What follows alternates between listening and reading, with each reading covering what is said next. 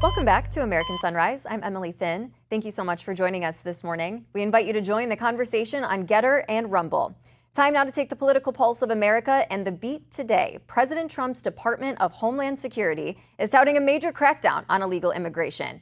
Homeland Security Secretary Kristi Noem announced that nearly 500,000 illegal aliens have been arrested over the last 9 months, most with criminal charges or convictions. At a press conference in Sarasota, Florida, Noem said 70% of those taken into custody had criminal records and promised that federal agents are focused on the worst of the worst.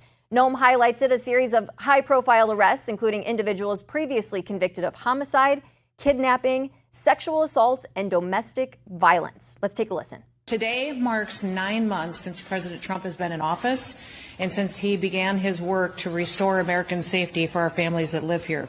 What he has accomplished for the American people is nothing short of extraordinary. We appreciate what he has done to make us safe again, to secure our borders, and to make sure that he's protecting our people.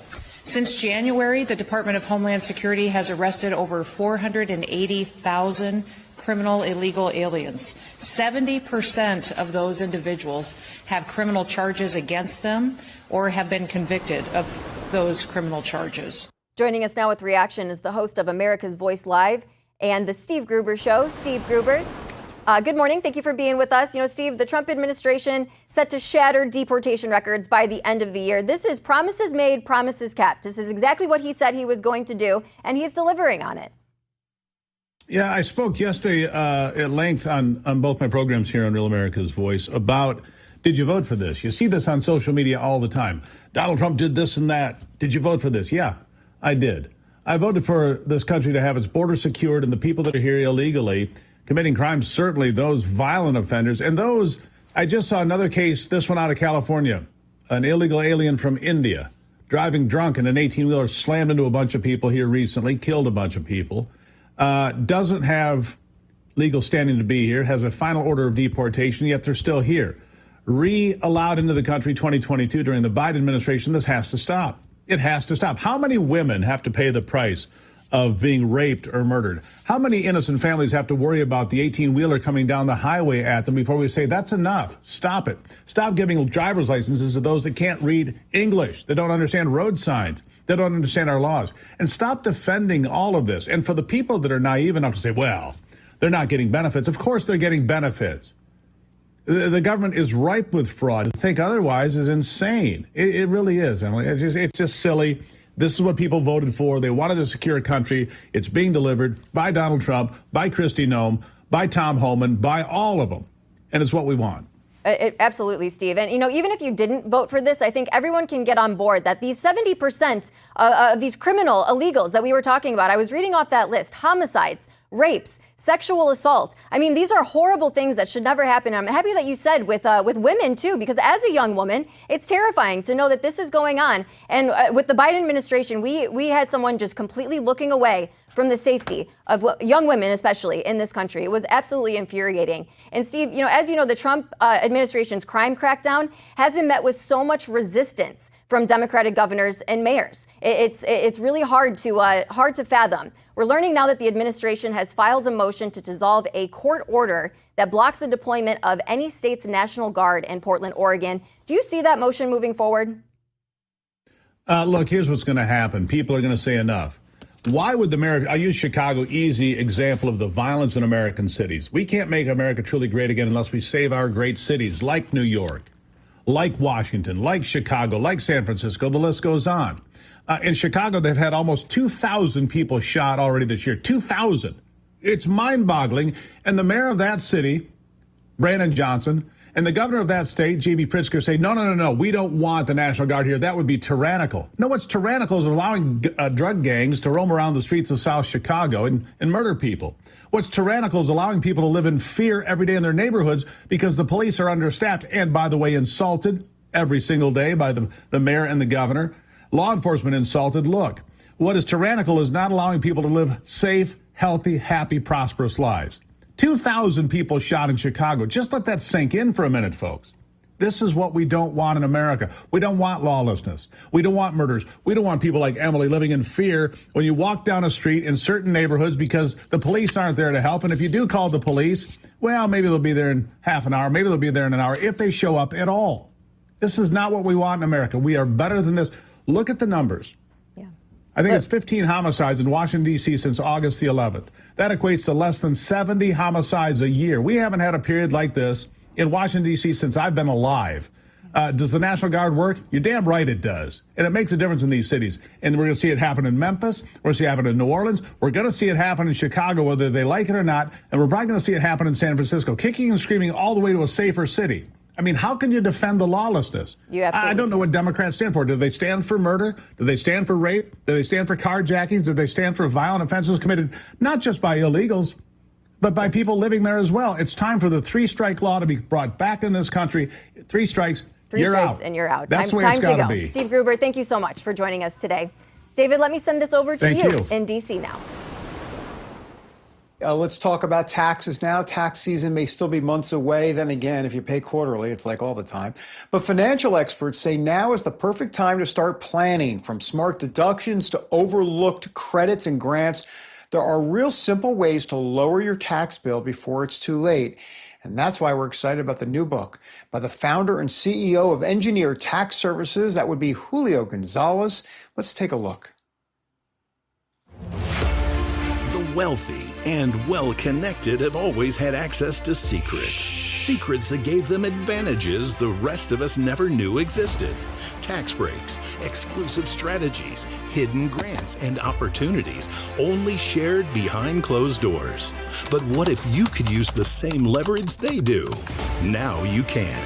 We can help you access the grants and opportunities that only the connected usually receive. And it all starts with a free book from best-selling author Julio Gonzalez. He's done it on taxes, he's done it on grants, and now Julio Gonzalez is ready to share his secrets with you. Don't get left behind. Scan the QR code on your screen or text ETS to 26786 right now to find out how we can help you. Learn the tricks of the wealthy and start getting ahead today. And look who joins me now. Julio Gonzalez is here. He's joined by the Vice President of Community Affairs for Engineered Tax Services. He's also the author of the book, Duke Got Life, A Boxer's Fight for Freedom and One Last Shot at Redemption. That'd be Charles Duke Tanner. Both of you guys, hey, thanks for being here. Good morning to you. Julio, let me start with you. You say you have this plan to help Americans lower their taxes in 60 days. So tell us about that. Yeah, 60 days. So there's a lot of individuals that just miss some of the most simplest tax deductions. So I just wanted to share a few of those this morning. One thing, I tell people is go through your house, go through your closets. If there's something you're not using, whether it's clothes or anything in the garage, give that to charity because that can be a great charitable write-off for your taxes. You're not using the things anyway. Also, remember in our new tax code, we can pay our children up to a certain level and get that as a tax write-off, and they're not taxed on that amount either. So those are some quick deductions. Also, a lot of people now working from home and not taking advantage of the home office tax deductions, which I think are really important to take advantage of. Also, when you're driving, you have the mileage tax deduction. So a lot of people working from home and driving to appointments want to make sure we talk about those. Sometimes we have service pets and service animals, and we can take advantage of those type of tax write-offs. So there's a lot of little ones that we have that add up to a lot. And I could go on and on. There's probably 2,000 in the book, but I wanted to share those real quick with you. Oh, that's great. 2,000. We don't have time for 2,000, though. That would be a good idea. Hey, Duke, you've got a new position at Engineer Tax Services. Tell us what you're doing, what kind of grants taxpayers should be looking for this season. Good morning to you. Oh man, good morning, man. We're gonna praise God always first. Since I was last on the show, man, Julio talked and he said that he wanted to make me the vice president of community affairs to go out to reach to our communities and teach them grant equality as well as tax equality, and then open the hidden doors to all of this funding and these different grants. To be honest, I did 50 of them yesterday. So I'm super excited. They got the reports. You know, the reports are free, coming from Engineer Tax Services. So we provide them with the reports, and then we go ahead and continue to teach them how to do the grants as well. And it's amazing, and it's what's the most important part. A lot of people just don't know. So for us to enlighten them and me to play a role in that, I mean, I'm so thankful, for Julio and the team and the rest of the team at Engineer Tax Services, because it's not just one of us. We all work together as a collective. Yeah. Hey, how does that work, by the way, Duke? Exactly. So in other words, so you go into the communities, is it kind of like a presentation? Is it kind of like just one-on-one conversations? Like how does that kind of work itself out? Like, what's the best way to reach people? Like, how do you get them the information? Julio, we taking advantage of always, and that's the difference between Julio. He's a real true boss to this game. He the guru. Like, he's going into the neighborhoods with me. He said, "Hey, listen, I'll fly over to DC. You want to talk to some people, and let's talk to these smaller firms and teach them, because they're the ones with the smaller businesses that needs these different tools. So therefore, we can uplift these more poverty communities. But we're using social media. We having speaking engagements. We talking to the different churches, and we just extending our hand. We making this something that's going to help change America with this." That's fantastic. All right, Guru, you get the last word. What do you want to say to everybody out there in terms of where they can get more information, and maybe one of your last 2,000 tips, or whatever you want to say? You've got the last word. Okay, listen, go to Tax Reform Expert on any social media, Instagram. We put a lot of tips on there about how to use last-minute tax ideas to lower the taxes. And we have a lot of ideas on how to take advantage of grants for your businesses, your communities, your nonprofits, your churches. So just look us up, and hopefully that's helpful to everyone in these last 60 days. Very nice. Not Batman and Robin, but a great dynamic duo on taxes this morning.